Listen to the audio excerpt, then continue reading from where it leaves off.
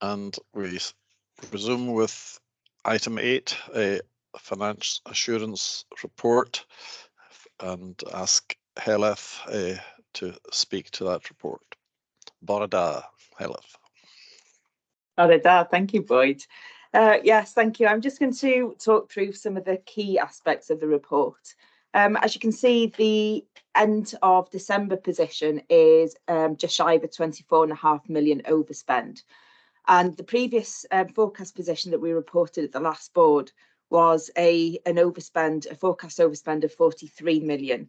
That's now moved to a position of 22.6 million, which I will go through and explain a little bit more in the further sections. So at section 2, it provides some information around the operational forecast, which is sitting at 35.47. So that's already an improvement from our previous forecast. And that's predominantly due to improvements in drug rebates that we've had. And we've also adjusted the adult social care forecast to break even. So we've brought in the reserves in order to provide that position. And there's also been a slight improvement to the rate of expenditure as well, which we've seen to start to reduce. However, we are then adjusting the forecast based on some technical adjustments and national announcements. So namely, these are an increase in the New Medicines Fund and a reduction in the C. Norris charges. So we take our NRAC share of that national improvement. In addition to that, there's some technical adjustments that we're bringing in, which we've previously reported as our recovery adjustments. And they include our review of accruals and provisions. There's for more detail within that in section 10. The Scottish Government's expectation is still that we achieve our original planned position of 16 million. So we're still around 6 million away from that. And of the 22.63 million overspend that we are forecasting to achieve, nearly 17 million of that is due to unachieved savings. So if we move on to sections 3, 4, 5 and 6, they give a little bit more detail of the operational areas. You can see in section 3, the Highland Health and Social Care Partnership expenditure is showing social care with a break-even position, as I've previously mentioned. There's also been a slight improvement to the savings delivery and a general reduction in expenditure from previous report. The acute detail, the main improvement there is the drugs rebates that I mentioned. However, there does continue to be some staffing challenges and increased supplementary staffing costs. And despite the rebates on drugs, there's still some pressures on the acute budgets due to the drug spend of just shy of 2 million. In section 5, the improvement to support services since the last board meeting is a benefit of national insurance allocation, which is effectively a reduction in national insurance payment that we've had to make, but we've kept the funding for that. So that's improved our position overall.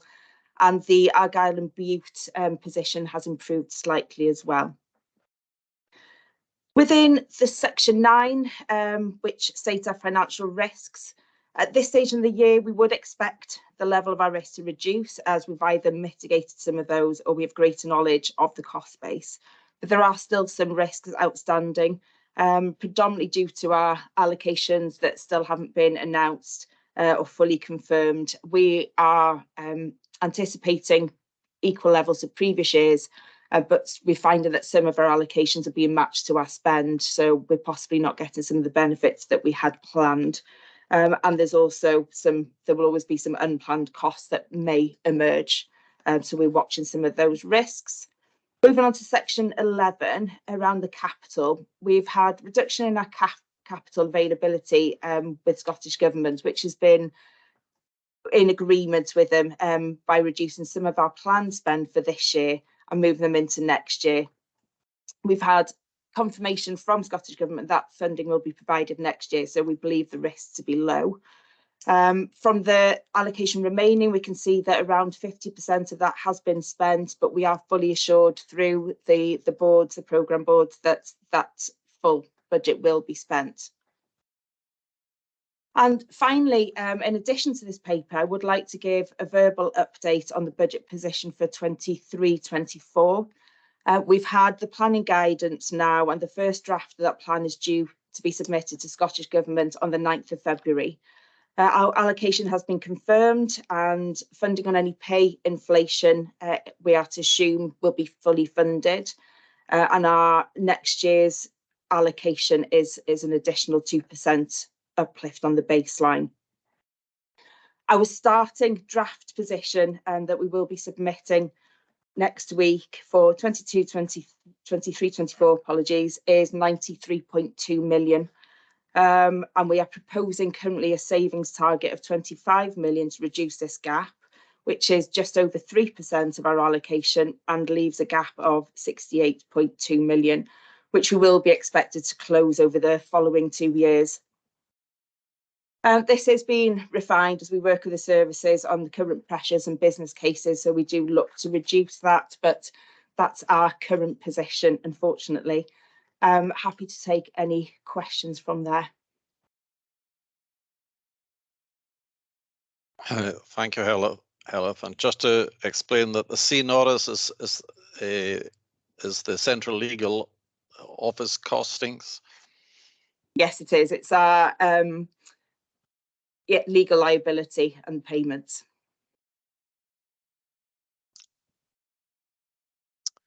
Okay, colleagues, questions for Heleth?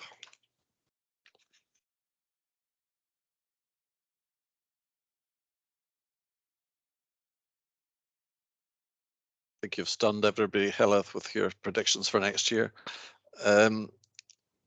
Graham. Yes, thanks, Heleth. So the 2% general uplift you talked about for next year, that is going to obviously put considerable strain, given that cost pressures are rising, and you've outlined the potential impact of that. I just wonder, are there any moves nationally to look at what areas may need to be streamlined within the health service, or is there any guidelines coming out to health boards on where there may be room for reducing expenditure, or is it completely with us? No, not quite. Thank you for the question, Graham. There is a national sustainability and value programme that Scottish Government have established, and that's looking at all forms of different opportunities. So the value aspect obviously is looking at elements like realistic medicine. There is a specific cost improvement programme that runs through all the other elements. There's a group specifically looking at workforce and supplementary staffing, and how what national steps can be put in place to help support that position. So around procurement and contracts and that side. There are various other groups as well, not coming to mind at the moment, but there's a structure of 4 to 5 different groups already looking at opportunities. They won't be dictated to us, but they will be hopefully avenues that will be available to us to help us then to look at what can be used within NHS Highland. And there's also an exercise ongoing at the moment, and one of my team is in a national meeting with the finance team as we speak, looking at the different savings opportunities across the boards and everyone's top 3 focuses, in order to be able to share some opportunities there and how we look at different ways. So there is a lot of work ongoing. There is a register within the finance team at Scottish Government of potential opportunities and what we could look at next. We have been asked for barriers to delivery. We have been asked for other areas that we believe Scottish Government could help unlock our financial position if there were changes in policy, etc. So not saying that any of those will come to fruition, but we're being asked the questions and we're feeding into that. So there's a lot of national work ongoing, not necessarily been dictated to us, as I say, but will be available for us to draw on and to have that shared knowledge and expertise across the different organisations so that we're not all duplicating work. Thanks, Graham. Thanks, Elif. Gerard. Thank you, Boyd. Thank you, Helen, for that. Just on the remaining 6 million, as it sits here at month 9, the difference between 16 and the 22. Scottish Government would obviously like us to get back to 16, but we're currently projecting 22. What will be the Scottish Government position if 22 is the number? Can we expect £22 million worth of brokerage, or have they drawn a line in the sand that says no, brokerage is capped at 16? Thanks, Gerard. We haven't had that conversation yet. So there is a meeting due with Scottish Government in the next few weeks. They're coming up to Inverness to meet with us. So I think that conversation will be had there. We're still looking to improve that position, given we have moved from around 40 million in our last forecast. Our submission, hopefully, of the 22 will be gratefully received and is a significant improvement, obviously. But yes, they're still asking us to reduce further. So we'll still be looking for areas that we can bring that down. But we're not entirely sure what the position will be if we can't. Assuming that there will be brokerage, however, that we have been told that will be repayable.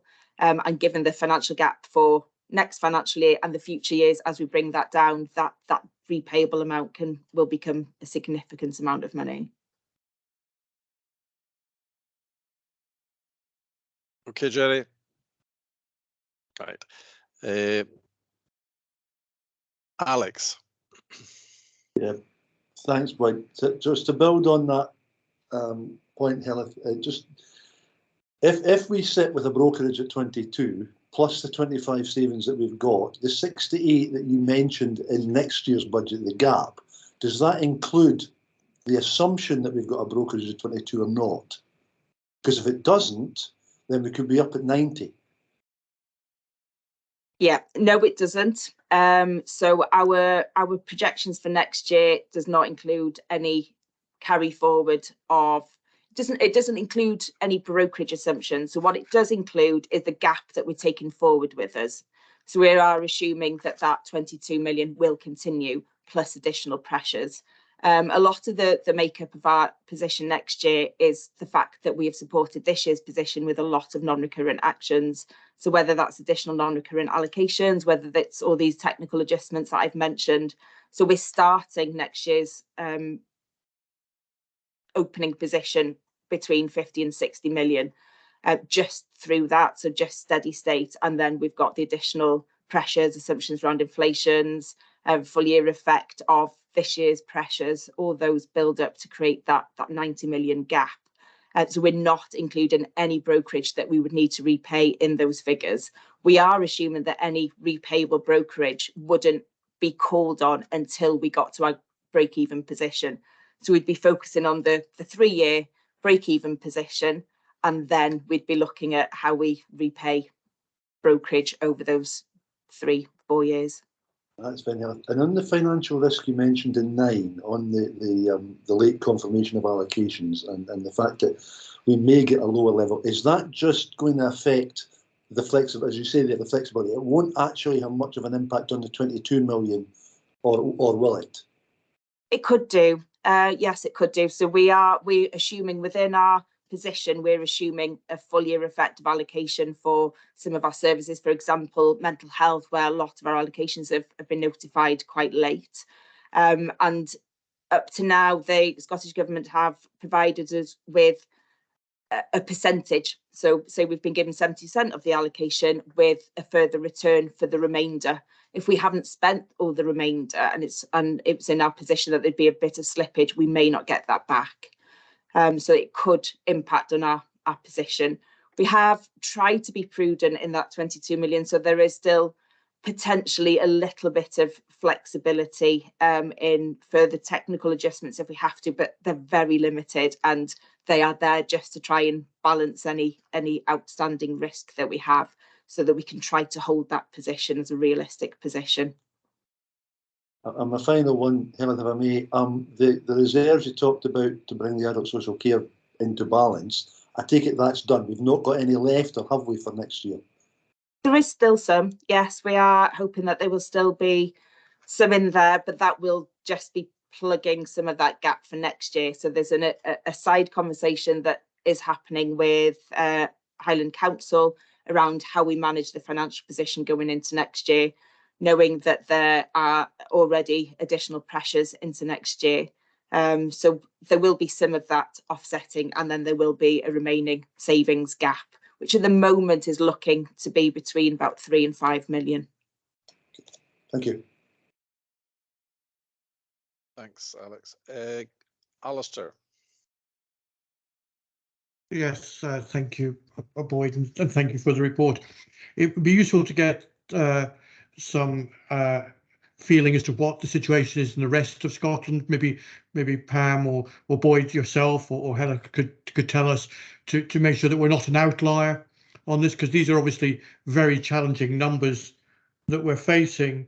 And I suppose the part of me says that on the S-bar, we talk about the report will align to, the various strategic outcomes, and it's performed well. But obviously, it actually impacts everyone, whether it be nurture, whether it be health, whether it be care, growth, whatever. The financial position is such that it actually does cross over and impact everything. In the same way as we talk about realistic medicine pretty frequently, maybe we should be talking about realistic finance. And it'd be, over a period of 3 to 4 years, do you think we will close the gap, in your professional opinion, as the chief financial officer advising this board? Because many of us that have been on the board a while will have seen repeatedly the financial gap, the transformation program, the PMO, the lean reviews, and we make progress, but we never close the full gap of meeting our savings target. And maybe we need to be more realistic about that. I don't think we ever have easily got the 100% gap closed. We've got 50, 60 or 70, and maybe we need to actually say, look, our track record as such has been very challenging. But I suppose the main thing is, Boyd, it would be really good to get a flavour of what other boards are experiencing, and maybe there's some way we can actually build that in so that we actually know, because we operate, if you like, in our silo in NHS Highland. It would be helpful to me to understand a bit as to what's happening elsewhere, perhaps what other boards are doing to address it, and what the chief executives grouping and the chairs grouping are actually saying to the CAPSEC and to senior civil servants. Thank you. Thanks, Alistair. Yeah. I think it's an across the board issue. Helen, if you come in, and then I'll get Pam to come in. Yeah, thank you. And I'm sure that Pam will mention this, but the chief execs have already requested a copy of everyone's high level positions from the board. So we've already fed into that yesterday. So that's being collated. We haven't seen the results from that yet, but from conversations with colleagues, there are many boards in a very similar position to us. So we're not a big outlier at this moment. You ask around closing the gap. I do think there are opportunities to reduce our spend level, absolutely. Some costs have spiraled. There are things that have been put in place during COVID that we can start to look at doing differently. There are opportunities there. There are work with Centre for Sustainable Delivery, as we know, and they've been mentioned with Catherine. There's the realistic medicine that actually does look at providing best care, and usually best care is more cost effective because we're doing things once and we're getting best outcomes. So I do believe that we can improve our financial position. Whether we can fully close the gap is very difficult to answer at the moment, given that we are not on our own in this position. This is very much driven nationally. Then the challenge is great. So I don't think I could professionally commit to saying yes, absolutely 100% we could close this gap. We've seen from this year's savings delivery that we've really struggled to deliver any savings this year. So from our 26 million, we've managed around 9 of that. So even going in with a 25 million plan for next year will be extremely challenging, and that will be even greater for future years. So I think we need to focus on what we can do and focus on how we use our workforce differently to provide and deliver the outcomes that we need to deliver. There will have to be some difficult decisions around how we do that and where we prioritise our focus. But we're going to have to do that, and we're already having conversations around the organisation around, as Catherine said, how do we match our activity with our funding? How are we realistic around what we can deliver, and start looking at it through a different lens rather than chasing the activity performance. Well, actually, what do we have the capacity and the resources to deliver? Pass over to Pam. I think Hilet's probably covered most of it. The conversations with my fellow chief execs are, just as Hilet said, that we are in a very similar position to particularly boards that are like the sort of size of us, etc. Everybody is extremely exercised about this and where it's going and what the priorities are going to be, and at the moment those are not clear, and where the asks against the resource we've got, both money and workforce, and how we're back to how we rebalance things is feels pretty tricky. But the conversation is very much one as leaders of the system, with our colleagues, our medical directors and our directors of nursing and other key people. We do have clearly a responsibility to set out what is the best we can do with the resources we've got, and ensure that that's safe and effective and follows best value principles. And I think it's clear that savings are low-hanging fruit, as it might have been at one time, is kind of gone, and this is absolutely about the changes that we need to make and understanding the risks associated with any reprioritisation or change, and being able to set that out. So I think that the kind of deep dives that we're doing and some of the shaping up of how we might try and do things differently remains the big priority, because only then will we understand that we are doing the best with what we've got, and what that, so the gap in resources, what the implications are for safe and effective care. And I think that's important for us as a board, but it's also important for us as a country in terms of what the policy decisions are. I think the other aspect to this, and obviously we're going to come on to Tim's report, is that in this, prevention could get lost as we react and try and work at one end of the pathway. And I think when we get onto that next discussion, we definitely have some thinking to do around that, because the kind of long-term answer to this is the health of the population. So lots of I think the next few weeks it has been and will continue to be full of this. But as Hilet said, we've asked for the position. We also, at our meeting next month, will be bringing all the 3-year plans to the table and looking at what different boards have come up with, and learning or challenging each other, so as part of that process. So we should be quite informed as we get to our next board meeting in that national picture, and maybe with some other insights that we can take forward. Thanks, Pam. And there has been a lot of focus on this, Alistair, at national chairs and national chief executives level, and at national financial directors level as well.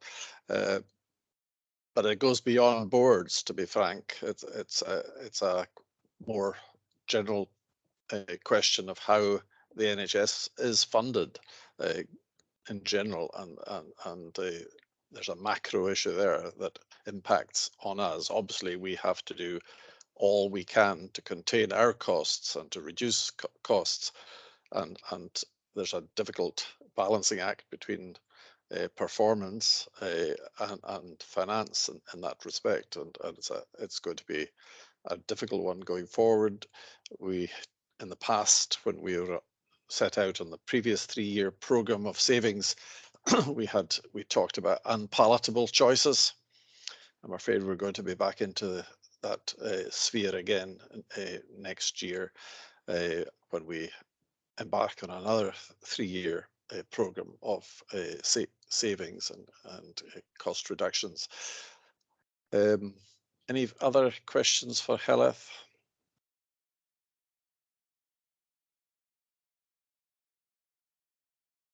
Heleth, any final points from you? Okay. Well, we're being asked to take limited assurance. I think that goes without saying that we take limited assurance about our financial position. I'd be happy to proceed to receive Heleth's report on that basis. And thank you, Heleth, for what you and your team are doing to try and contain our costs, and you've done well to bring it down to the extent that you already have, and hopefully there might be some opportunity, albeit there's only 2 months of the year to go, to squeeze some more savings out the next 2 months. We realize that's going to be really tricky. So thank you. Moving on now to the Director of Public Health annual report, and asked Tim, I think, to speak to it. And I think, Tim, you were going to make a presentation. Yeah, thank you very much, Boyd. I'm delighted to present and launch what is, time seems to have gone quite quickly, my third annual report. So I think probably best kicked off with the presentation, which I hope can come up on the screen.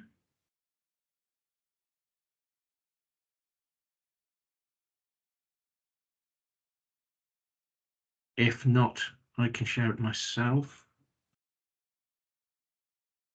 Hasn't appeared yet. I'm just checking with is Nathan going. Apologies, Tim. I didn't realise you were expecting someone to do it for you. Oh no, I can do it. I can do it. Do you have it yourself? Thank you. Yeah. I shall do it myself. If you just bear with me for a second.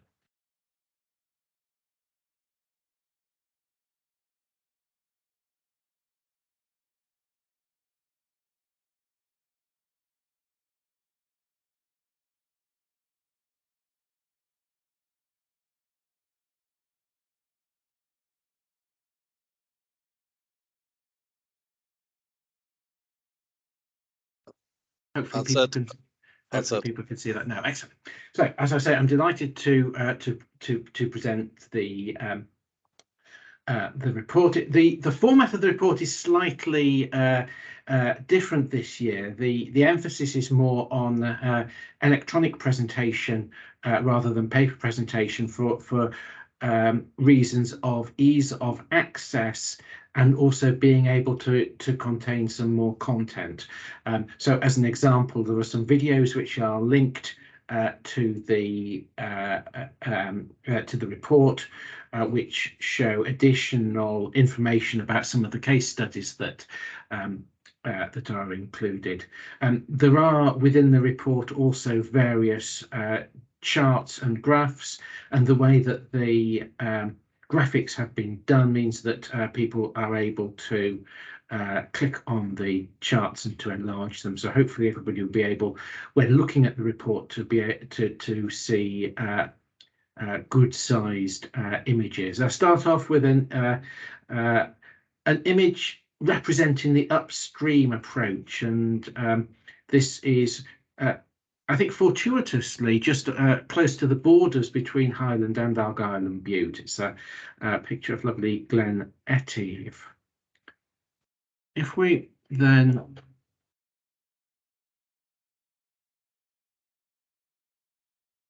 move on, not so good a picture, but this is affecting the upstream downstream approach. There's the fairly familiar story within public health of what happens when people are being rescued from a river downstream. An awful lot of effort's being put into the rescue activity. Emergency services are coming in and rescuing people who are in the water. But what would have been more productive would have been if people had paid attention to what was happening further upstream and stopped people from jumping in and then ending up downstream, or perhaps there might be the need to do both. So no analogies are perfect, but I think that's an interesting analogy or story about how we can have the potential perhaps both to work downstream, but particularly to work upstream in prevention. At first sight, everybody likes prevention, and people say prevention is better than cure. But what the intention of this report is to try to ground that thought perhaps in more concrete ways, and hopefully increase the profile of prevention, and also increase the opportunities, the enthusiasm and the commitment to prevention, not just from NHS Highland, but also from our partners across the whole of the health board area. So first of all, I just want to cover a few overall statistics. The Director of Public Health's annual reports are a little bit unusual. They historically were mostly about reporting on the health of the previous year within the locality, and this report does that to an extent. I think we need to do more in looking at other ways of doing that. There's been a tendency more recently across the whole of the UK to focus on one particular issue within the report, and that's principally what's happening to the report this year, but it does include a range of statistics and information and intelligence backing up the case for prevention in the context of the health of the whole population. So looking here, for example, on life expectancy trends, we can see that there has been a good improvement within NHS Highland over the last 40 years or so, but that has tailed off and has in fact over the last few years slightly gone into reverse owing to issues such as COVID very recently, but also particularly around the impact of austerity. If we look at the type of issues that cause health to be harmed, this is down, as you can see on the bottom, in what are called DALYs, which are disability adjusted life years, which are a measure of the impact of different diseases on health. We can see heart disease, dementias, stroke, lung cancer, very high at the bottom, and there's a very big burden from a whole range of diseases. But what's common to a lot of them, especially those at the bottom, is that they are amenable in quite a large effect to prevention, whether if we look at ischemic heart disease and stroke, to particularly stopping smoking, increasing exercise, but also initiatives that may more be done within primary and community care, for example, control of blood pressure. So there is a lot of burden of disease in our communities, but there is also, that means there's a lot of scope to have a preventative approach. Again, here's a graph that looks at both good news and perhaps not so good news. Lung cancer death rates, the top lines for men, the bottom lines for women. It's really good news that the death rate has gone down for men since the 90s, predominantly due to reduction in smoking, but there are other issues as well. There will be an effective improved treatment and early diagnosis, but predominantly it'll be smoking. But what is a little, still more than a little worrying, is that the rate is still high in men, albeit it has been going down, but the rate is fairly stable for women. So we need to keep going with the efforts and really ramp up the efforts that have been gone in the last decades to tackle diseases like this. Across NHS Highland, there are lots of risk factors which potentially contribute to illness. I've talked about smoking, so you can see still 26% of adult men and 15% of women are smokers, and there are still behavioural issues that are of great concern, whether body mass index, activity, or hazardous alcohol consumption, which I'm not saying that they're easy to solve, but they are amenable to certainly improvement through wide-ranging preventative measures. We also need to recognise the underlying determinants of health, that a lot of issues that cause ill health and potentially cause good health and improve our health are related to the wider society, things going on in the community, whether it's our education, employment, income, housing, and also particularly the relationships between people, which is incredibly important and sometimes gets doesn't get concentrated on enough.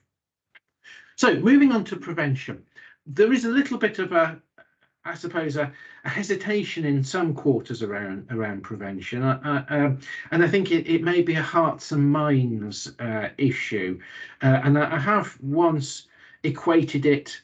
I did in a submission I did for a conference once to unicorns, that people like unicorns, of course Scotland's national animal, but it's just a shame that they're mythical. And I think some people think cost-effective prevention is a bit like that. It would be nice to have, but it's mythical. I'm pleased to say it's not mythical. It may be difficult to get, but there are certainly elements of prevention which can be cost-effective and even cash releasing. But we do need to approach it in quite a hard-nosed way and think about the different elements of prevention, those that save money maybe in the long term, those that do give a positive return on investment, but also those that perhaps are harder to justify from a purely financial point of view, but are still worthwhile to do.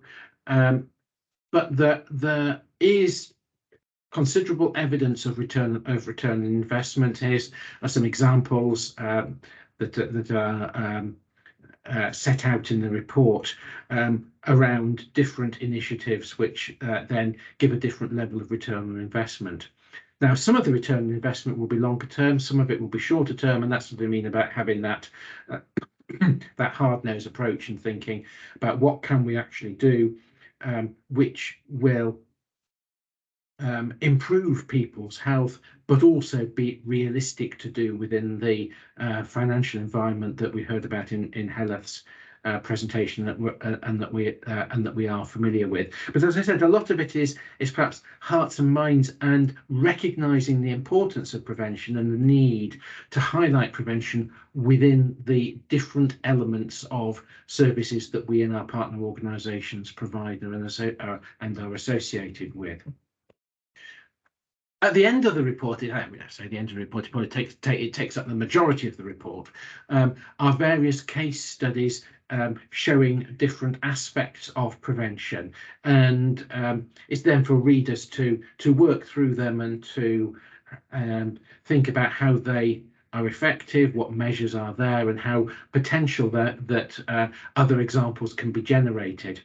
One thing I think that is certainly an area that we need further development on is the systematization of preventative activities. That all these are great as they stand, but they do stand alone a little bit, and I think it's really important to approach preventative activities and the expansion of preventative activity in a rigorous and whole systems way. So, for example, when we look at tobacco control and smoke-free work, as is mentioned in the first of the case studies, as I said earlier on in the meeting, it's not simply a matter of smoking cessation initiatives, important though they are, but it's looking at tobacco control in the round and looking at what we can do within our own business to maximise the opportunity for people to stop smoking and not take up smoking. And that might be, as one example of something you can do, a really rigorous approach to tobacco control, nicotine replacement therapy within the hospital estate. As with all annual reports, this comes with recommendations. I would say that from previous reports, for example, the report last year on suicide, they are being studied and audited, and we try to complete the circle on the recommendations that come in the report. So there is a much longer list of recommendations, well, probably about 3 times the length of this, within the report itself. So I won't run through these, but I think I just really to highlight the first one. And again, it gets back to our hearts and minds and what people think of prevention, and looking to make sure that preventative activities are considered as part of all service pathway design, and not left as sort of something nice to have, but recognising that prevention is everybody's business.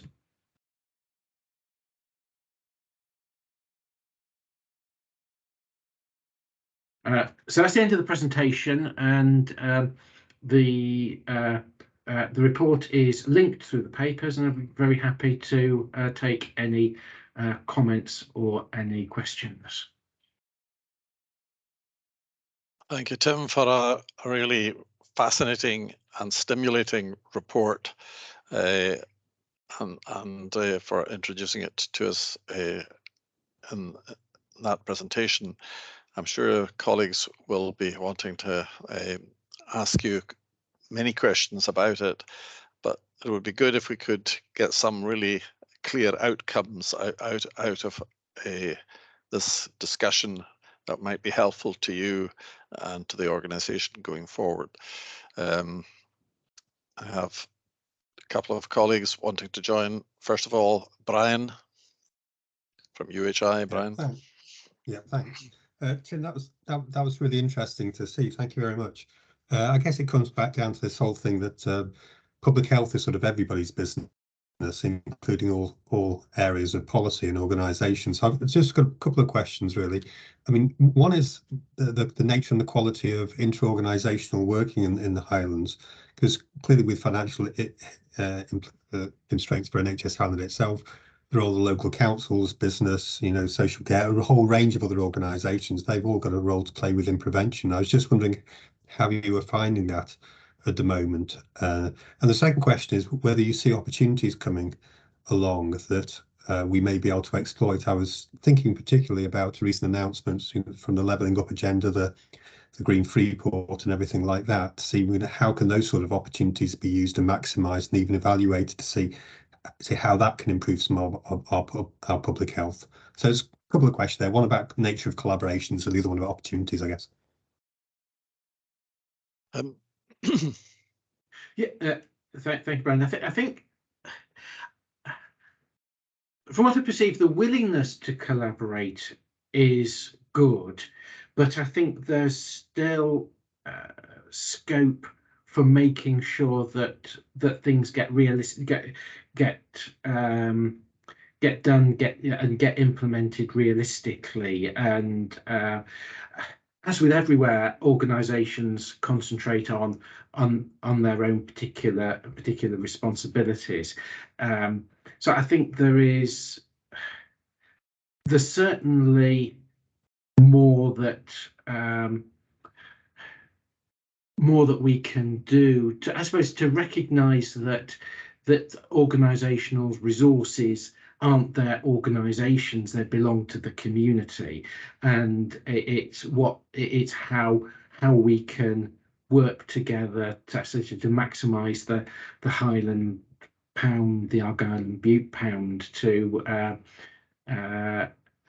give the best benefits. And I think there is progress through community planning partnerships, but I think we need a rigorous approach to look at what are the outcomes, what are the plans that we actually want to get done, and make sure that we set clear objectives and try to get that performance management. So as I say, I think the willingness is there at the start, but there is a bit of a gap in terms of operationalising that, and it's understandable given the financial challenges that everybody has. In terms of opportunities, yeah, I think there are fantastic opportunities, and I think the Green Freeport announcement, certainly for the Inner Moray Firth area, is one of those. But I think it's about how we use those opportunities for best benefit within the community, and particularly getting back to something I was commenting on earlier around health inequalities. It's how we make sure that the benefits that come in from initiatives are appropriately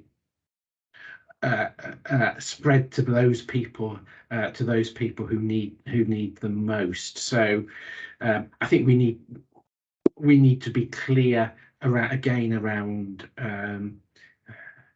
what the outcomes are. And I think it gets back a little bit to sort of saying that yes, people are really willing to try to work together, but we need to get a clear, I suppose it's like any strategy, a clear vision of where we want to be in 10 years' time and work out how we want to get there.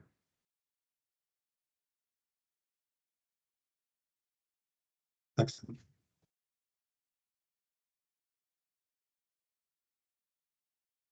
You're muted, Boyd. So, Brian, did you want to come back in? Not particularly. I'll catch up with Tim separately. I think we're looking at the moment to the Green Freeport and see how can we work with them to actually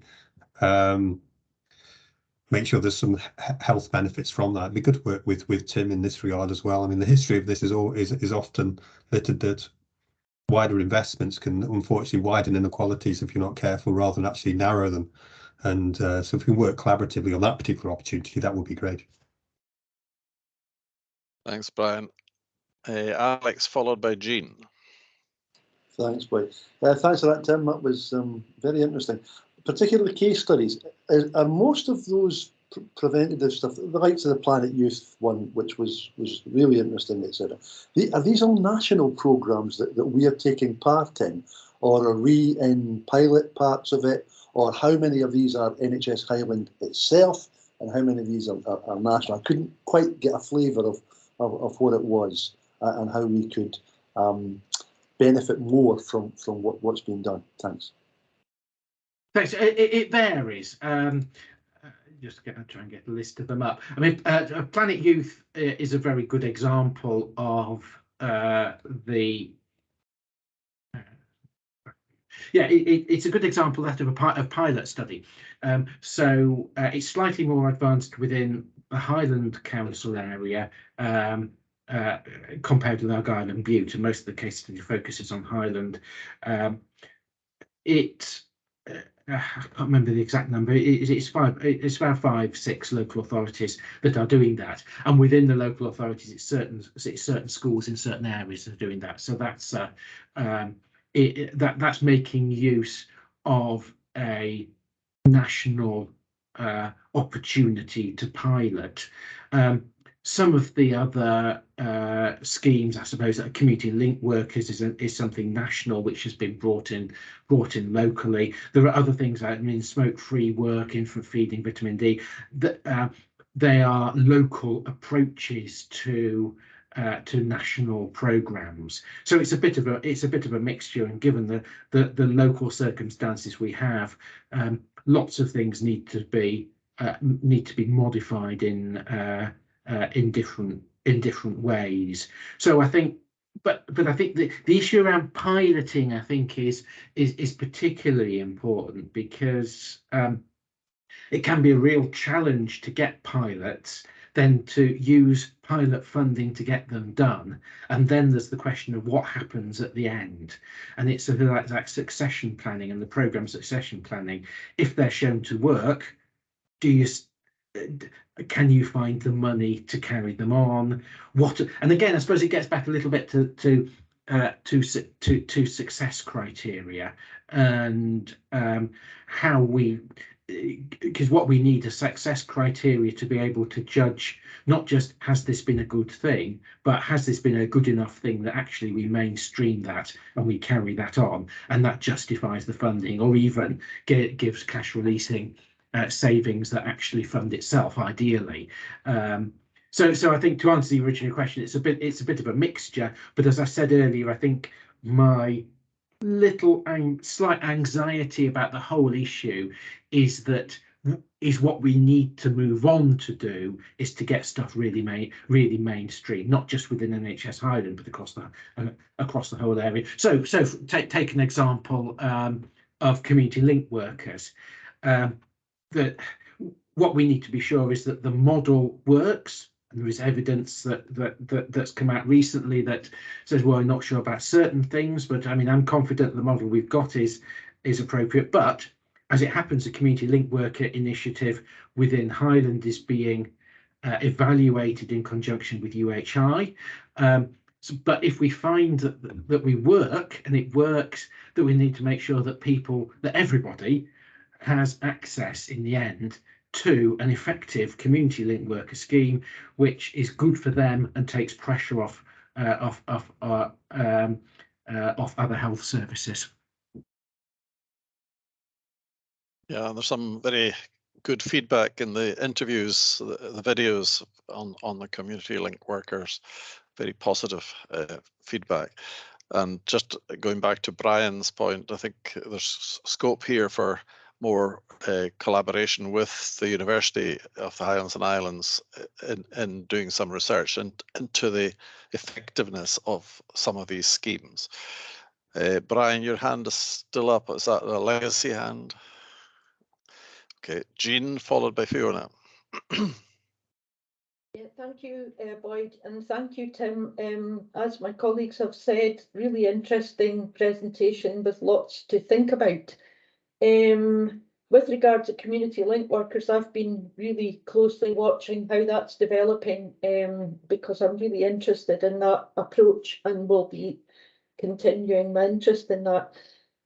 What I want to bring up is around a presentation that we had last week in Argyll and Bute IJB from Fiona Davies, and we also covered in a development session, which is around the GIRFE, GIRFE,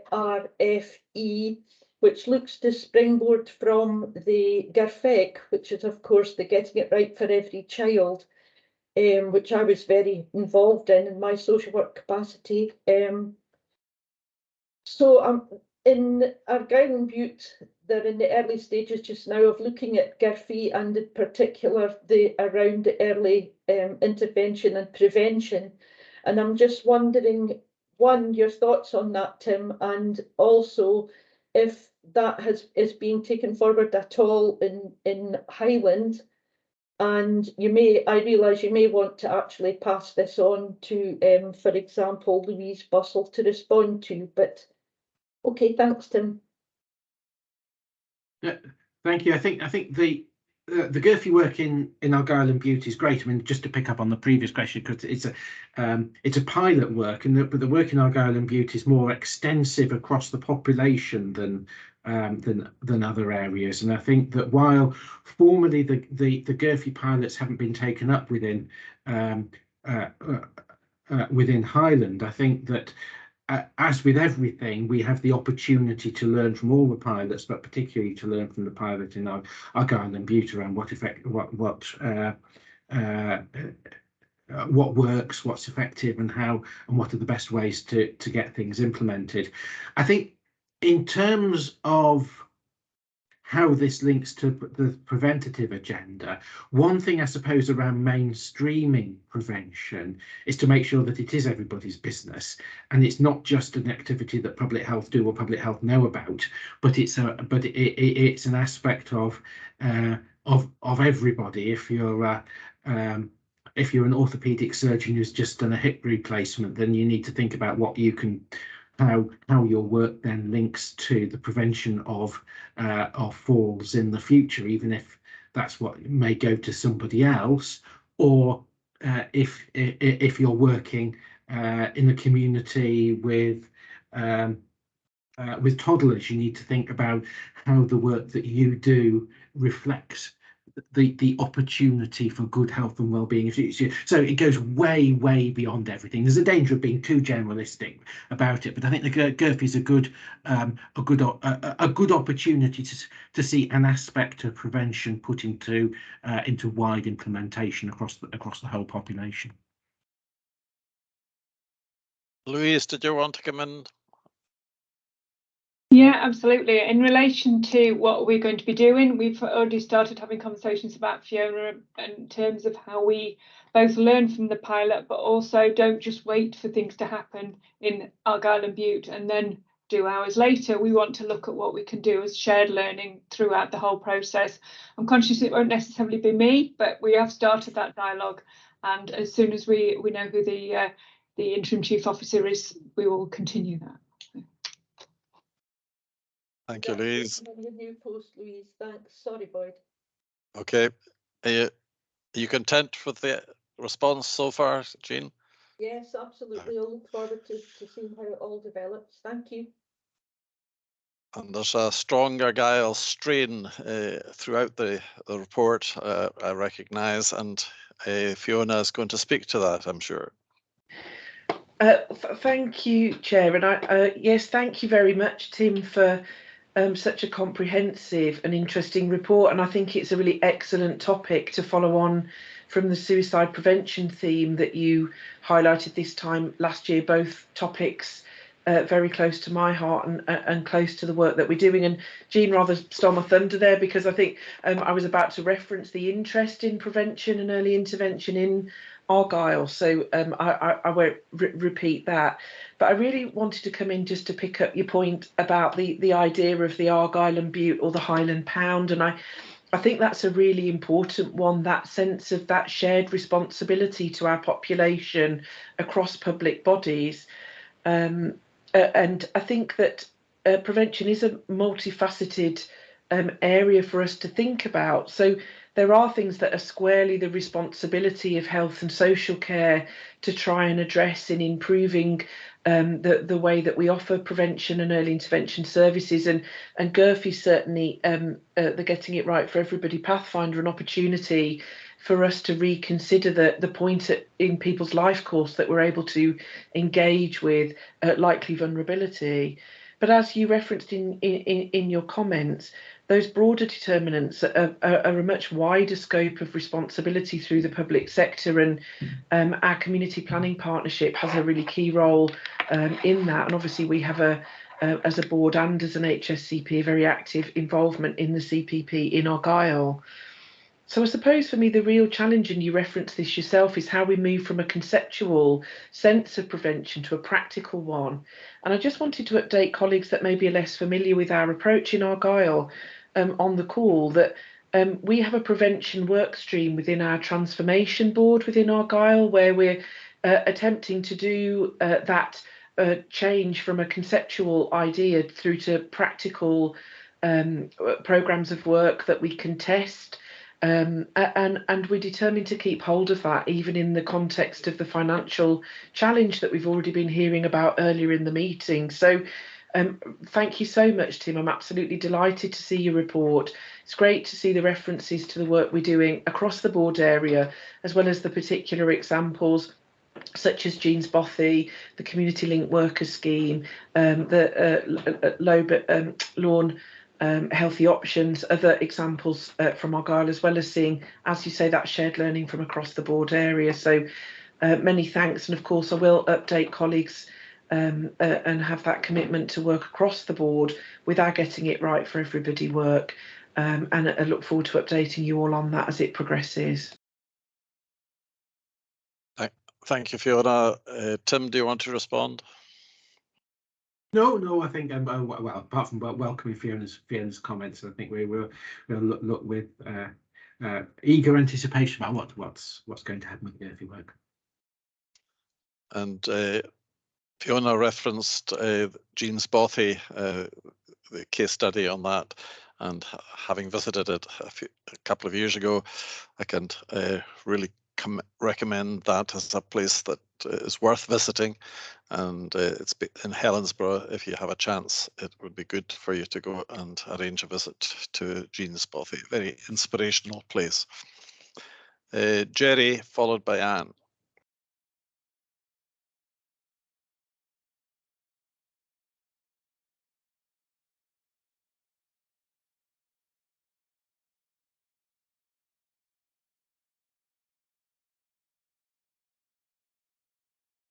Jerry?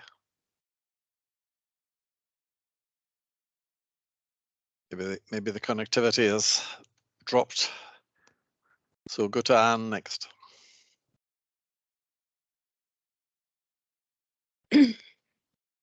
Thanks, Boyd. I also really welcome this discussion and the report, Tim. I think that particularly that it's a focus on prevention as opposed to public health, and prevention in a way that highlights that every aspect of our health and social care system has a role to play in this, not just the public health, our public health colleagues. But also, I thought that some of the data in it was very helpful in terms of signalling some of the areas in which we perhaps need to focus in future, and raising questions, for example, about the differences between genders, as well as the health inequalities issues in terms of our areas of deprivation and vulnerable populations. So a really helpful and stimulating report. So thanks for that. So I've got a number of issues just want to touch on. So absolutely, the discussion about collaboration and the community planning partnerships.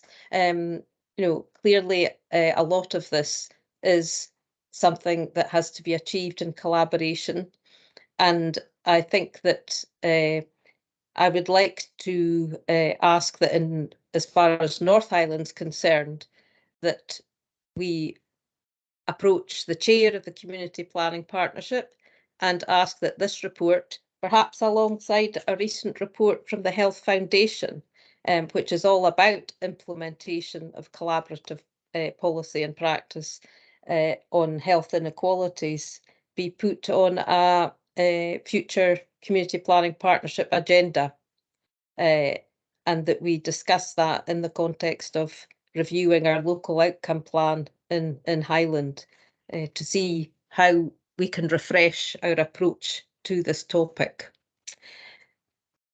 But I wanted to turn just to the issue about finance. I think it's absolutely right that in these challenging times, there's a real danger that our focus on these issues slips. But I wanted to ask whether we actually know how much we spend on prevention within NHS Highland as opposed to treatment.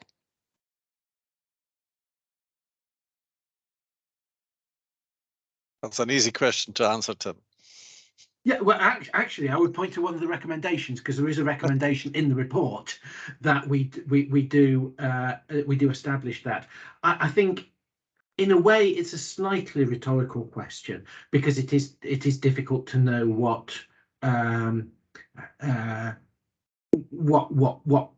is prevention and what is treatment. So even if somebody, let's say, had an angioplasty for a blocked coronary artery, that is treatment, but it's also prevention of what might happen to us. So we need to avoid perhaps too much of a chasing after a perfect answer to that question. But I think I haven't seen a good a particularly good answer. I think it would be interesting to look to a level, which is why I put it as a recommendation in the report. So to concentrate minds and think, well, actually, we don't spend that much, and we need to maybe rebalance things, bearing in mind always the focus on cost effectiveness. Okay, so I take it that's a no. Well, I mean, unless Helen can come out with a better answer, but I think it wouldn't have been a recommendation in the report if I were confident that we'd be able to come up with a. I think nationally people have put, I can't remember the percentages, but nationally people have, and UK-wide people have put percentages on of sort of 10% or something like that. So I think that would be about. And Ken, just so we don't pass it too well, I certainly support the discussion around the CPPs and the Health Foundation report, which is a really good read. Okay, so I suppose where I'm coming from here is that we're asked today to discuss this report, and it's a very useful and interesting discussion. I think we need to challenge ourselves to actually identify some things that we could do in response to the recommendations and to commit to some action on this today. So the two things that I would like us to agree in some shape or form that we will take action on are the recommendations on the proportion on our budget. And I mean, clearly we can't talk in terms of figures, but in some way I would like us to agree as a board that we will seek to, as a minimum, maintain and hopefully increase the proportion of our budget that is focused on prevention, or our activities that are focused on prevention. And secondly, I'd like to ask if we could, perhaps Lorraine would want to come in here, if we can have some sort of paper in the near future as to how we can embed this within our performance framework and system, perhaps in the way that Fiona was talking about in terms of the transformation board in Argyll and Bute. So I'm thinking about how can we embed a prevention focus, because there is one in our strategy, I would say already, but how can we embed that in things like our next quality framework within the quality impact assessments that we take on savings proposals, on business cases, etc. A big question, I know, but I think it's really incumbent upon us to identify some concrete ways in which we can respond to Tim's recommendations today. Thanks. I agree absolutely with that point, Anne. Pam, did you want to come in on that particular point? Yeah, I think Tim was work done about 10 years ago, maybe 12 years ago, in Scotland around the percentage that was deemed to be spent, and I'm sure it was about 4% was the number then. And so there's probably something about just looking at that, see if we can find that work and see what if that gives us any help. But I think probably more possible, or is just as you say, and the focus. And David and I'm surprised David's not coming in actually, we had a good discussion about this yesterday after our Stay Well programme board, in terms of what would need to be different to be successful, both to demonstrate that prevention activity that we know does have an impact, both internally as an NHS and health and social care organisation, as alongside what takes place in the partnership arena for that wider value. And I think the data does already give us some clues in that area, and there were some immediate things that we could probably get in and around, but it absolutely speaks to, this is not about public health. This is about our system and how we prioritise that in the work that we do. We also spoke about, whether, and this is probably someone in the community planning arena, with the evidence, Tim, we look at, and this wasn't my idea, I'm actually stealing David's Park's thunder, whether a seasonal approach to campaigns, and how do you get that real momentum and messaging out there that supports, again, that has an evidence base and that supports impact. So I think so much of what we do, just a bit as Tim said, is not evaluated well enough, or it's done in pockets. so you don't get that impact at scale that we're looking for. So I think the report provides us with a really good springboard to maybe just do something different, notwithstanding being able to look at how Fiona in Argyll and Bute is approaching the pathfinder for getting it right for everyone in that population place-based way that we should be replicating in Highland. And we have a good structure. We just need to get that functioning right. Yeah, I would maybe draw an analogy with the government's, Westminster government, how it has a certain percentage of spend on defence or an overseas aid, and should we be doing something of that kind going forward? That's one potential way of doing it. Garrett, followed by Graham.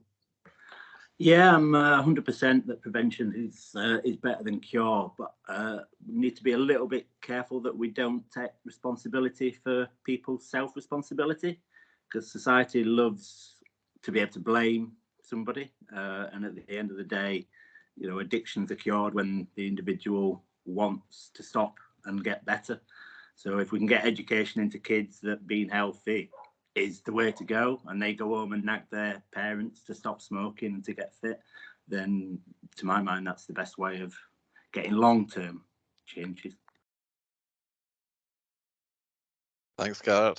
Tim, do you want to respond? Yeah, just to comment on that. I mean, I think, yes, we need to look at education, we need to look at behaviour change. I think we also, when it comes to looking at these issues, we do need to be aware that it's not a blank piece of paper, and that there are lots of influences on people's health and well-being in the community, and sometimes it's not easy for people to change their behaviour and to make healthier choices, either through the environment that they that they live in, their social circumstances, or access to facilities, resources, and money. So a lot of our job is, I'm not sure I like this phrase. It was one that a former colleague of mine was really keen on, making the healthy choice the easy choice. But there is something, I think, about that in terms of making sure that people can behave in a particular way that encourages their health if they so choose, but that all the other commercial, so for example, commercial and environmental determinants of health aren't left to just run riot and for people to go down ways that they might not particularly want to, but it's the easy way to be unhealthy. Graham.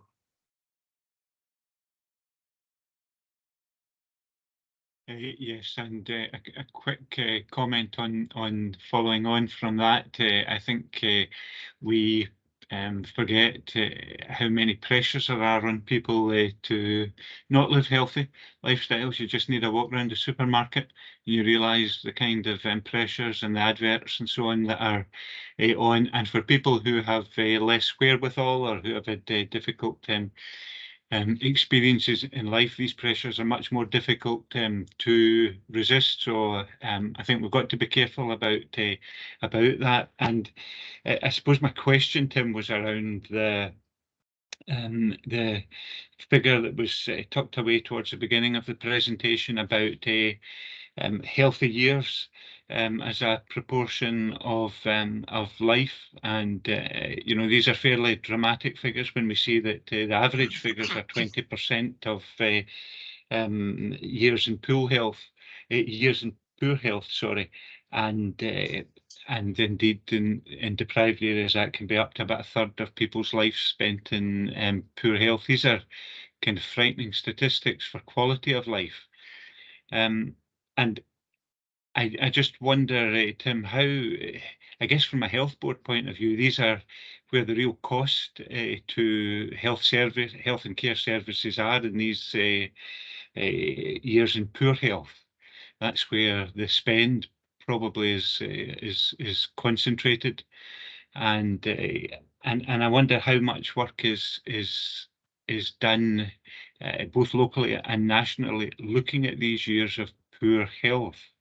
And in particular, are there other ways around that, because I guess that by that point a lot of prevention is too late. Tim? Thanks. I mean, I think just in lots of, to some extent, prevention. There are always opportunities for prevention and improving people's life courses, chances. Even in the midst of severe illness, and it may be about making their circumstances better. I think it just ties in. The overall point you make is very well made, and it ties in with a whole lot of other things. One of the most worrying areas is that years of poor health are even more marked among people in the poorer areas and really exacerbate health inequalities. So it's people from the poorer areas, they live a shorter length of time, but a larger proportion of that time is actually spent in poor health. So I think a lot of that, I mean, there isn't an easy answer, but the answers tend to be linked up with other things. So we talked a little bit earlier on in the meeting about early diagnosis of cancer, or it links with early diagnosis of all conditions. The earlier that we can diagnose things and the more sort of technically secondary prevention activities that we can do, then that will actually reduce the amount of years that people have people will have in poor health. And part of it's around expectation, that really we should not accept that people should be having what we've got women in NHS Highland 16.3 years in poor health. We just say, well, that's just not acceptable.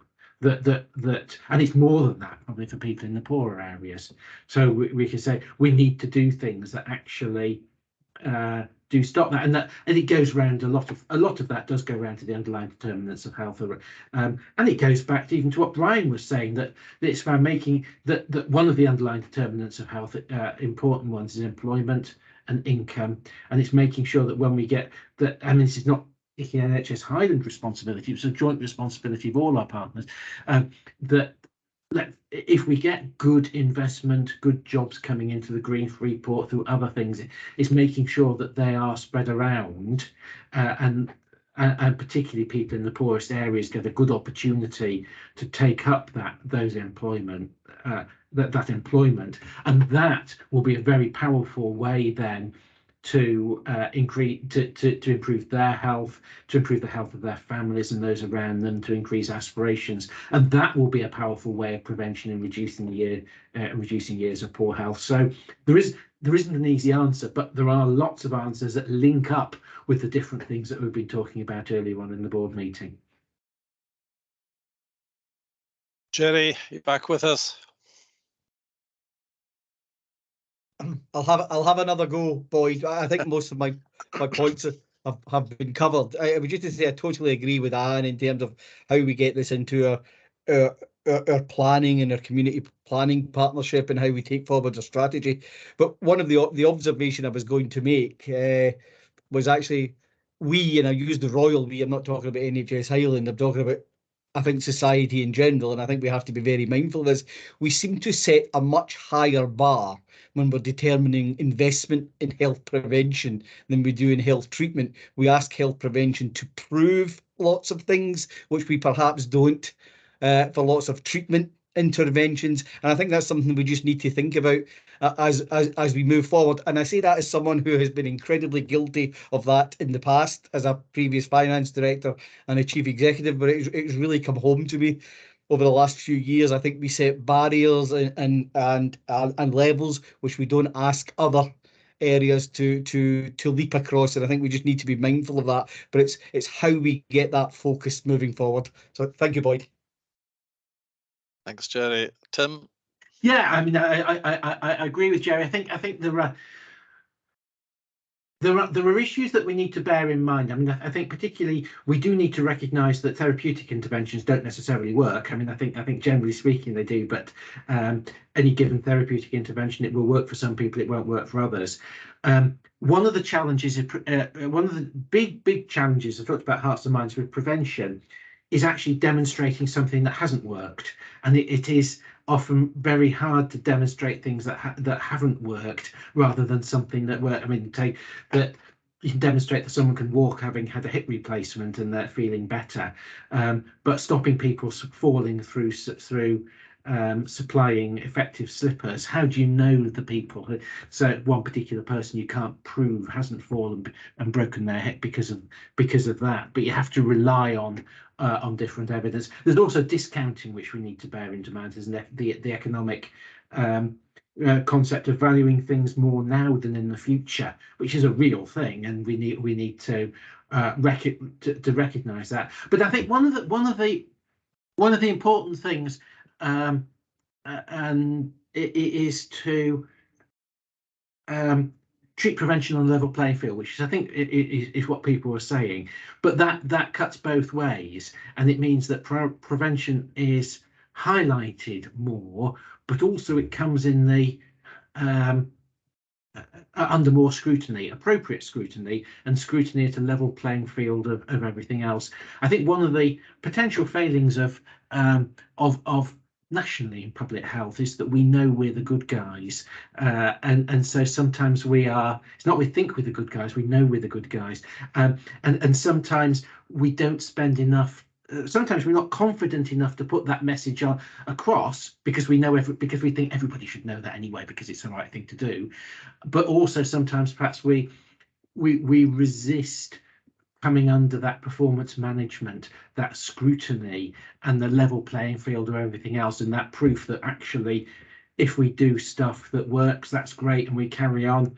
If we like a project but we can't prove it works, well, it's got to stop, and we don't do it. So I think I think that's important to come out of this, of recognizing, yes, prevention's good, but treatment's good. But it's just getting that balance and treating things on a level playing field. I hasten to, I'm not saying that much as it would be nice to have the same amount of money for both prevention and treatment. I'm not at the moment advocating for that, but I think I would want to strongly advocate a similar approach to prevention and treatment. Thank you, Tim. I suppose one of the difficulties about allocating resources to prevention is that the benefits tend to be deferred rather than immediately realised, and that's one of the difficulties that would have convincing Heleth to spend more money on prevention. But just to conclude, then I think we have a set of recommendations here, and I'm concerned that we're just think about it and then we go away and we don't have a follow through on these recommendations. And certainly the first two, the one about that prevention must be explicitly considered as part of all service and pathway design or redesign in health and social care, that seems to me that's just something we should act upon. And also the one that Anne raised about resource allocation. Pam, I wonder if how this might be taken forward. What is the locus for this? What's the governance around it? I know we have community planning partnerships, and in the absence of a population health committee that might focus on something like this, how do we take this forward? So we have our Stay Well programme board, and a lot of the items that Tim has spoken about, there's a number of them that will be featured in our ADP in that context. I think the discussions we've been having is about how we firm that up and develop that further with some more real targeted approaches. And I guess the ABI conversations in IC's the example to give, where we know which part of the pathway and where in the organisation that effort needs to be addressed more, so we can direct that through the actions of our performance management there, if you like, or change management.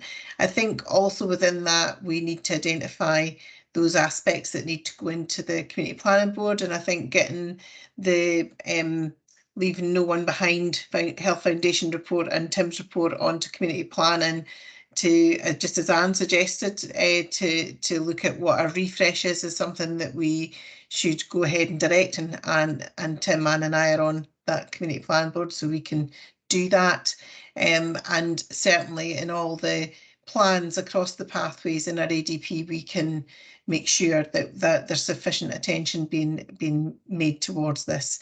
I think as an ADG, we can take away looking at with Heleth and others the idea around how we can or might ring fence funds if that's possible. Yeah, thanks, Pam. Would it be helpful to have an update at a future board meeting without maybe in 3 months, 6 months time? Anne? I think that would be helpful, Boyd.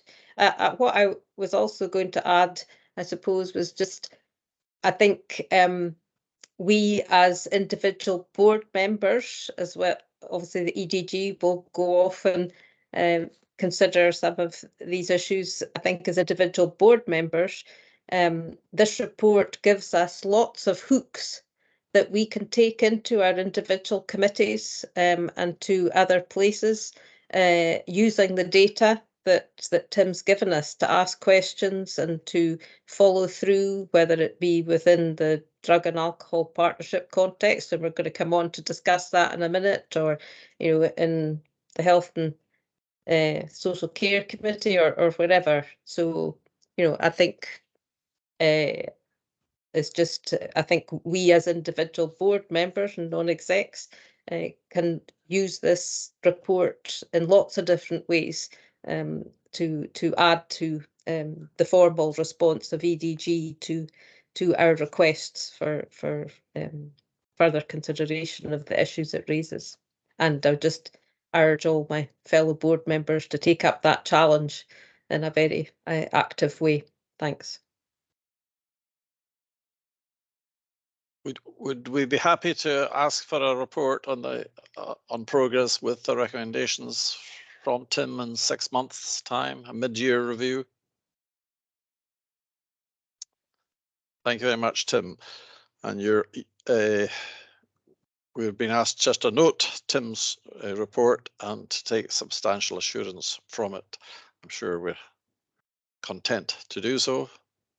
And we can move on now to the Alcohol Drug Partnership annual report, for which we have moderate assurance, and Tim will speak to that.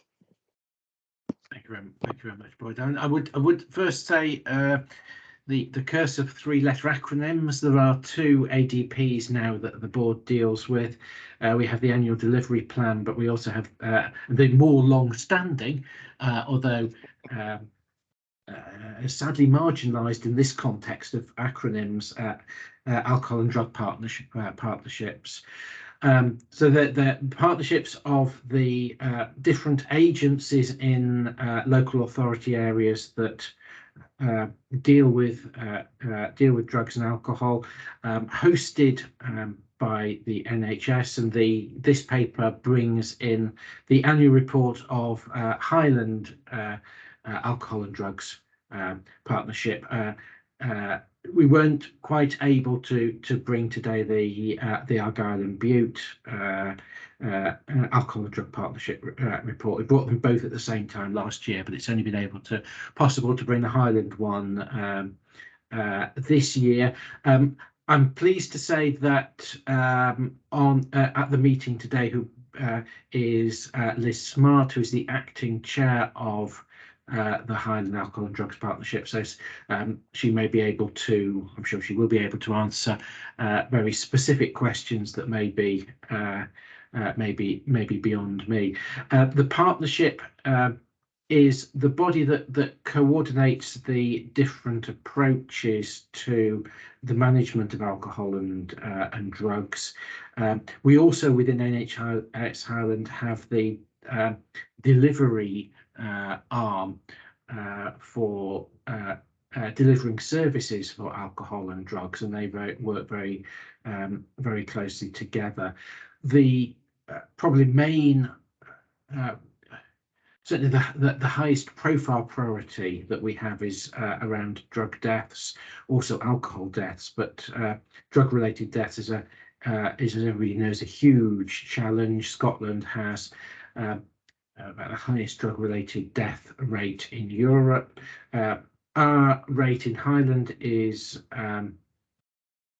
lower than the national average, but still far too high. And every drug-related death is an individual tragedy for that person, for the person there and their families. And a lot of the work of the ADP now is concentrated on addressing that, particularly through implementation of the MAT standards, medical assisted treatment standards. And there's a considerable work from the delivery side, both in Highland and Argyll and Bute, and the regular meetings with Scottish Government. The report that is brought today is the annual report on progress for the Alcohol and Drugs Partnership, which is sent to Scottish Government. So it is brought to the board to note the responsibility that the board has in hosting the Alcohol and Drugs Partnership, to raise the important issues of delivery of services for people who use substances, also preventative initiatives, and I'd be happy to take any comments or any questions that arise from that. Thank you, Tim. And can I invite colleagues to raise any questions they might have about Tim's report?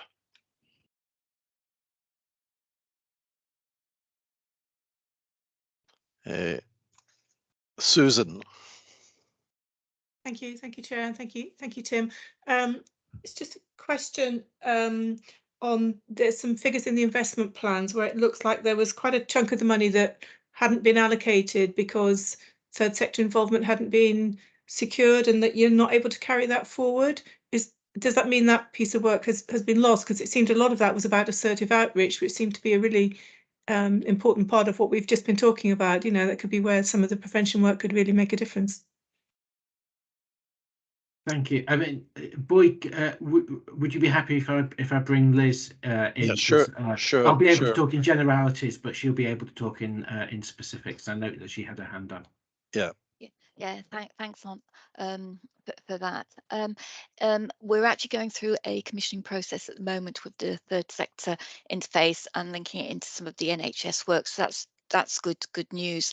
And what we have been able to do is we work in conjunction with the third sector interface, and they've been running a grant scheme for us, which has helped spend some of the underspend. But long term, it would be better to move to a more commission type service. But we're getting support to do that at the moment. Thank you. Thank you, Liz. Alex. Yeah, thanks, Boyd. Yeah, Tim, thanks for the report. If we're looking at this, I'm looking specifically now in paragraph, in section 2.2 in background, where the percentage of drug-related deaths in Highland versus the percentage of alcohol-related deaths in Highland. The alcohol-related deaths are higher; they're about 5%. The others there.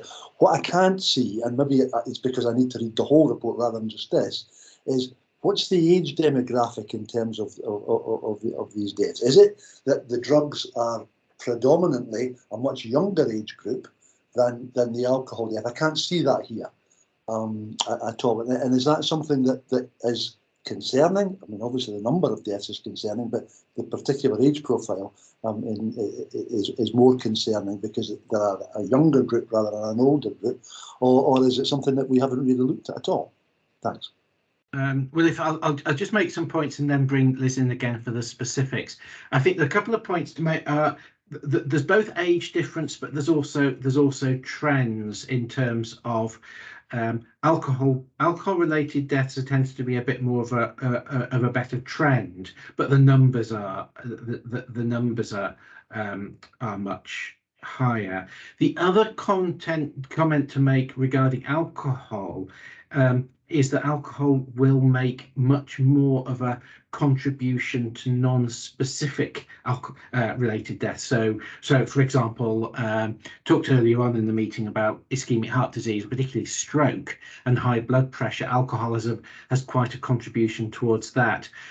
So there's alcohol specific related, which is what the statistics that we normally come across here, but there's also alcohol related deaths. So the burden from alcohol is an awful lot higher, vastly higher than the burden from illegal substances.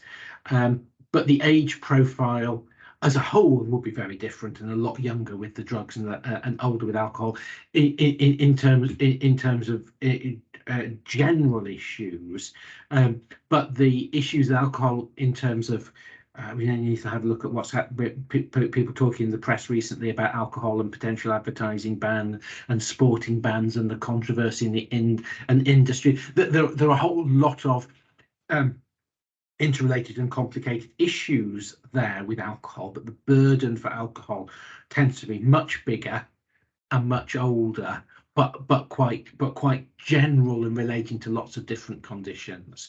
But I think Liz would be able to talk more about, I'm sure she will, about more of the specific death rates. Shall I comment on the drug-related deaths? It is actually the majority of people who die from a drug-related death, it's over 40. It's not young people. Some young people do die from a drug-related death, and we, obviously that's of great concern. But the majority of people, it is over 40 years old. I could supply the actual data on. I can't plot it out just at the moment, but I could actually supply that data for you. Thank you. I think that would be appreciated. Joanne? Thank you for the report. I just had a couple of points to raise about the challenges in 4.4 of the report.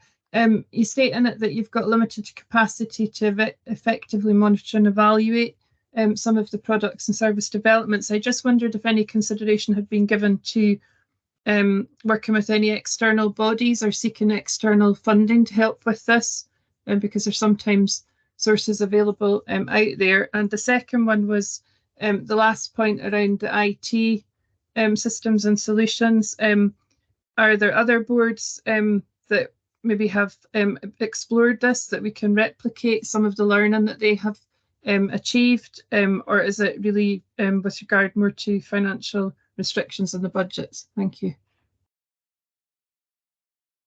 Thanks. With regard to the first question, I think one of the issues that we've got is that there is a lot of work that's needed, certainly in terms of the MAT standards. We've also had with demands, lots of demands coming in. There's been lots of issues around sickness, absence, and actually people moving jobs. There are issues around ensuring that we've got sufficient capacity within the ADP workforce, which is a very small workforce, either in of the people who do the coordination for the Alcohol and Drugs Partnership. There's a very small number in Argyll and Bute, and a still small but slightly larger number in Highland. So one or two people being away or has a major impact. But I think there will be opportunities, but often it takes quite a long time. I think any more specific on that and the IT, I will again pass to my more knowledgeable colleague. Thanks very much. Just on the evaluation, there's actually a lot of evaluation work going on, and some of it links to the previous discussion as well. I suppose what this doesn't show is some of the links that are being made across Scotland. For example, the Planet Youth project that was talked about earlier and was given as an example in the DPH report. There's an organisation called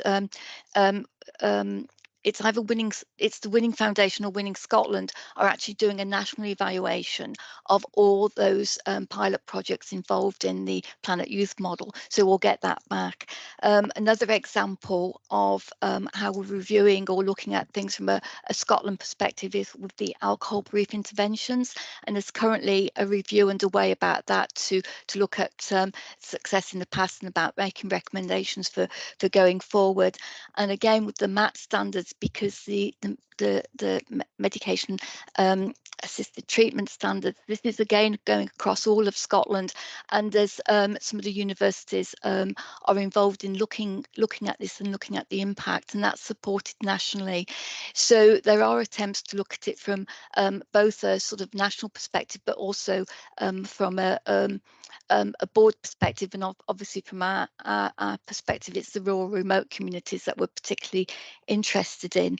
In terms of the data, data is actually collected, and it's through a national system called DAISY, which is like just a data information system, and has been challenges with that which has been ongoing for a number of years, but they're working to resolve that, and that's through Public Health Scotland.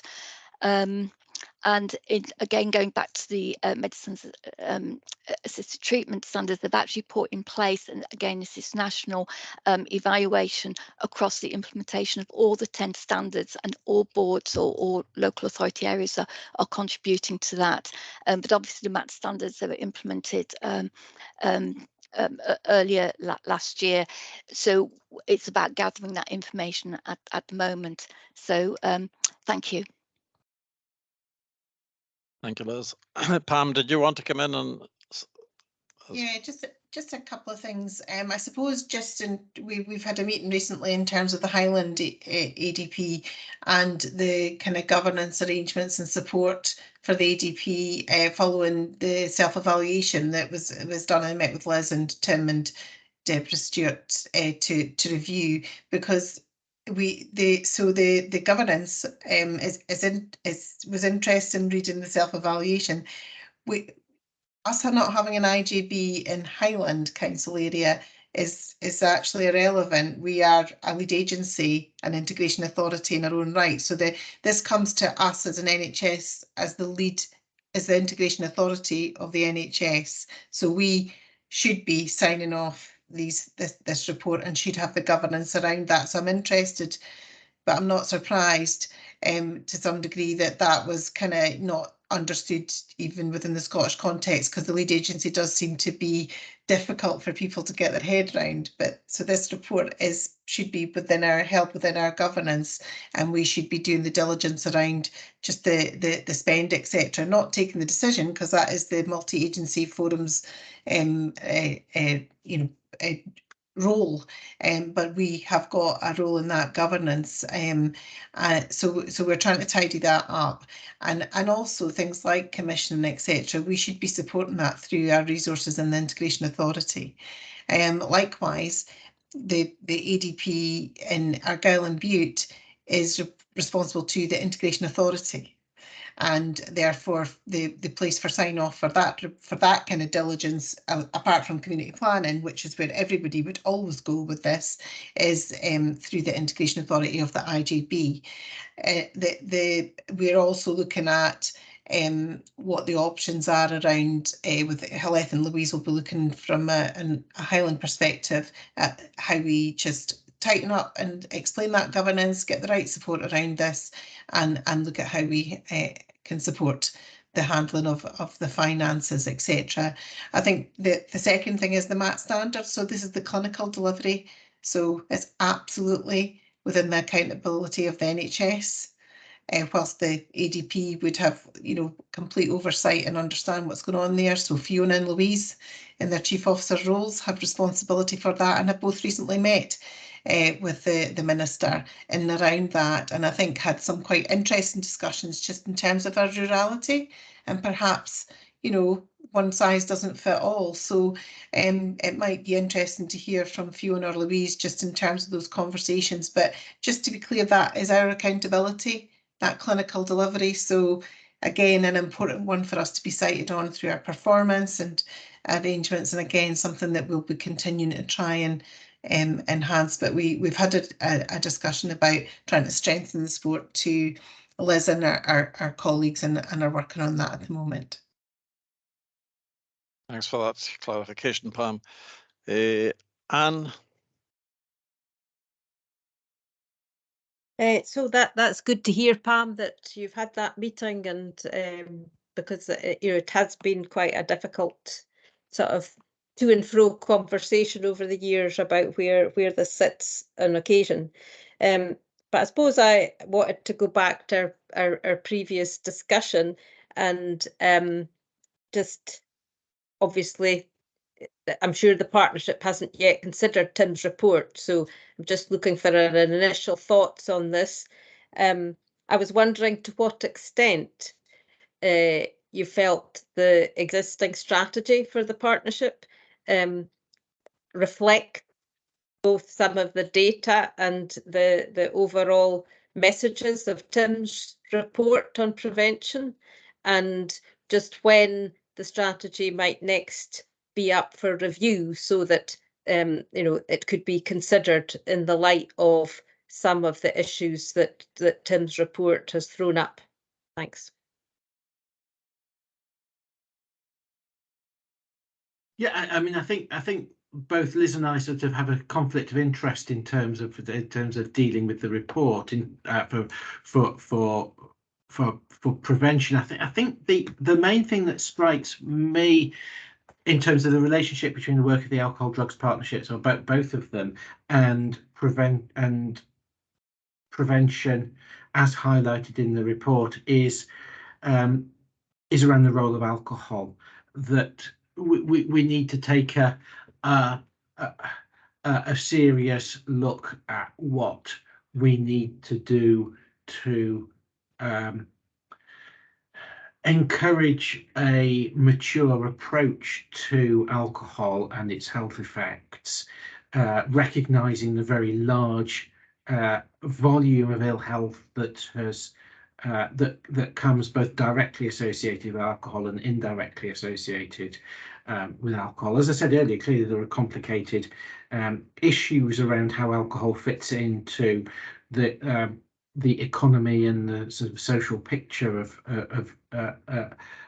our area, but the health effects are huge, and I think we need to recognise that in future plans of the Alcohol and Drugs Partnership. I think we need now to make sure that we adequately and appropriately prioritise the work on drug-related deaths and the MAT standards, and make sure that that's done well and we get back up to speed with that. But I think the amount of ill health that can be potentially prevented with an appropriate approach to alcohol would be my main take-home message. And finally, Fiona. Oh, sorry, Liz, do you want to come in on that first? Well, it's just to add to what Tim has said. Our experience is specifically around alcohol is it's seen as a normalized product. So you go into a supermarket and you purchase it along with daily items, and it's trying to move away from what's seen as a sort of normalized product. So that was just the main comment I would add to what Tim has just said. And then just to flag up, I've already mentioned it, the big consultation the Scottish Government is taking or leading on at the moment, which is around marketing and promotion, particularly where it comes to children and young people, and thinking about the appropriateness of having marketing where there's venues. It might be a Highland Games, or it might be a Belladrum, or it might be a local the local half marathon or the marathon, the appropriateness of alcohol being in some of those venues to try and move away from that normalisation. Thank you. Thanks, Liz. Fiona. Thanks, Jen. Just going back to Pam's comments about some of the governance and arrangements. Yes, obviously we have clarity that our ADP in Argyll reports within our integration authority, and the prevention and treatment of alcohol and drug harms is clearly referenced within the joint strategic plan that went through the IJB and obviously the board and the council last year for the 3-year period 22 to 25. But I would reflect on some of Tim's comments about the vulnerability of key individuals and the small number of folk that really are around addressing and coordinating these matters. So we've recently had an unexpected change of chair in our ADP in Argyll. So the short straw in the interim was that they get me for a few months until we get that matter resolved. But we've also got some unexpected health absence in our support team, and that's had an enormous impact. And one of the reasons why we've not put our annual report in front of you today in terms of capacity to complete that task. So, you know, we continue to strengthen our relationships with across into Highland, and Liz and I have got some time as the current chairs next week to make sure that we're working right across the board area and that we're sharing the best of our learning, or at least commiserating when it's difficult with each other. But the other thing I'd just pick up is about the MAT standards that Pam was referencing, that Louise and myself have had relevant conversations with Miss Constance, the minister, the relevant minister for this area, and certainly the way that we're considering that within Argyll is that the medication assisted treatment is very clearly a treatment response, and one that the service needs to deliver and the ADP needs to have oversight of. But as Pam says, there are really significant rural challenges in meeting some of the MAT standards and the way that they've been constructed. So certainly when myself and my head of service, Gillian Torrens, went through to the Scottish Parliament to meet with Miss Constance, we were quite keen to highlight the very practical challenges of delivering a same-day service or a very rapid service across the kind of geography that we have in Argyll and Bute with our 22 inhabited islands. Not being competitive, I know you've got some as well in Highland, but we've just got quite a lot, and some of the very remote mainland sites and population centres as well. And she did recognise that in our conversation, but I think more work will need to be done in the adaptation of those standards to make them relevant. The other bit I would mention in that conversation is the nature of targeting response rather than a whole population response. So in Argyll and Bute, we tend to experience our drug-related deaths in particular locations in Argyll rather than evenly dispersed across the geography, if I can put it that way. So it seems to make more sense to us as an integration authority to target the resource that we've got to those particular geographical areas. But the way that the targets have been devised would maybe counter that and suggest that we need to create a homogeneity of delivery across the whole geography. So again, we debated some of that with the minister, and I would hope to see, as I would like to think of it, a common sense approach being arrived at in the way that we can best utilise our response to maximise the impact we have on these tragic outcomes. Thanks, Fiona. And final word, Jean. Yeah, apologies in advance if this is too much blue yonder thinking, but I'm just wondering if there's anyone who can give any response to a question that I hope will have a quick answer, bearing in mind we're so short of time. But I am really concerned about the fact that we're given such massive subliminal messages left, right and centre with regards alcohol use as a stress reliever.